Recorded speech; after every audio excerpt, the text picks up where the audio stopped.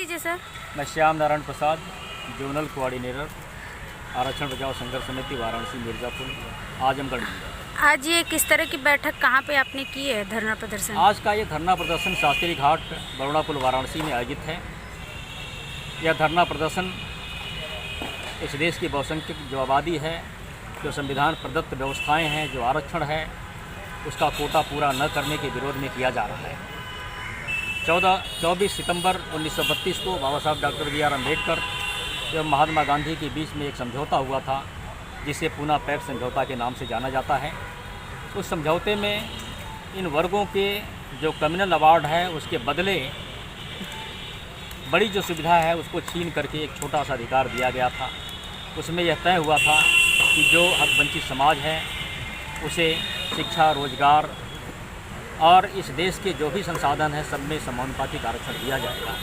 लेकिन आज़ादी के 71 साल बाद भी सरकार ने अपने दोहरे चरित्र के कारण कहीं भी वो सुविधाएं जो मानक निर्धारित है उसके अनुसार नहीं मिल पाए। तो आप वर्तमान सरकार के लिए ये धरना प्रदर्शन कर रहे हैं कि अभी तक जो चली आ रही है सरकार उसके लिए भी है ये? हमने यह धरना प्रदर्शन, चूँकि जो वक्त बीत गया है उस पर हम चर्चा नहीं करेंगे।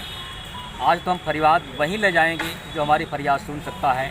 मैं वर्तमान सरकार से अपेक्षा करता हूं कि जो हमारी 15 सूत्री मांगे हैं इसको लागू करें। आपकी क्या क्या मांगे हैं? हमारी 15 सूत्री मांगे हैं कि एक मजबूत आरक्षण कानून बनाया जाए और उस आरक्षण को, कानून को संविधान की 9वीं अनुसूची में डाला जाए ताकि न्यायिक हस्तक्षेप न हो सके। राष्ट्रीय न्यायिक आयोग गठन किया जाए, उसके जरिए जजों की नियुक्ति हो, एक समान और अनिवार्य शिक्षा लागू की जाए, निजी क्षेत्र, PPP, संविदा भर्ती, आउटसोर्सिंग में आरक्षण लागू किया जाए, स्पेशल कंपोनेंट का पैसा उस समाज पर खर्च किया जाए, इसको दूसरे मद में खर्च न किया जाए। सच्चर कमेटी की जो रिपोर्ट है इस देश की अल्पसंख्यक आबादी के लिए, उसको लागू किया जाए।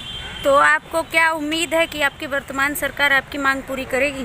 मैं बहुत ही आशान्वित हूँ कि वर्तमान सरकार हमारी बातों पर विचार करेगी, क्योंकि हमारी बातें, हमारी जो मांगे हैं न्याय संगत मांगे हैं और मुझे पूरी उम्मीद है कि सरकार इस पर विचार करेगी और इसको पालन करेगी। आपने कोई प्रार्थना पत्र दिया है? हमने यह आंदोलन लगातार 2011 से लगातार जारी रखा है।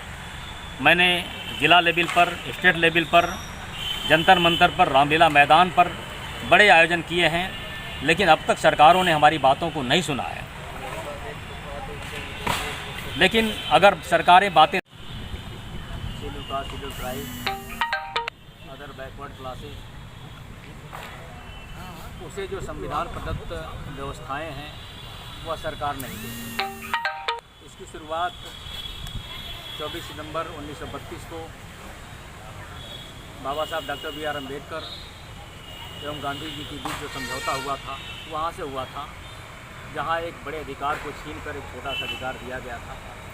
इसमें तय हुआ था कि इस देश की जो हकवंचित जनता है उसको सामाजिक, राजनीतिक, आर्थिक, शैक्षिक ये आरक्षण दिया जाएगा, समानुपातिक भागीदारी उनको दी जाएगी। लेकिन आज़ादी के 71 साल बाद भी सरकारों को के दोहरा रवैये के कारण वह समाज हक अधिकार से वंचित है, जिसके कारण समाज में बहुत बड़ा आक्रोश है। और आज हम इसीलिए बैठे हैं कि अगर इस देश के हम निवासी हैं, सम्मानित नागरिक हैं, तो हमारे साथ सौतेला व्यवहार न किया जाए, बल्कि हमारा जो अधिकार है वो मुझे दिया जाए। इस देश में जो आजकल न्यायाधीशों की नियुक्ति होती है वो कोलेजियम पद्धति से होती है, वह परिवार और कुछ लोगों तक सीमित है।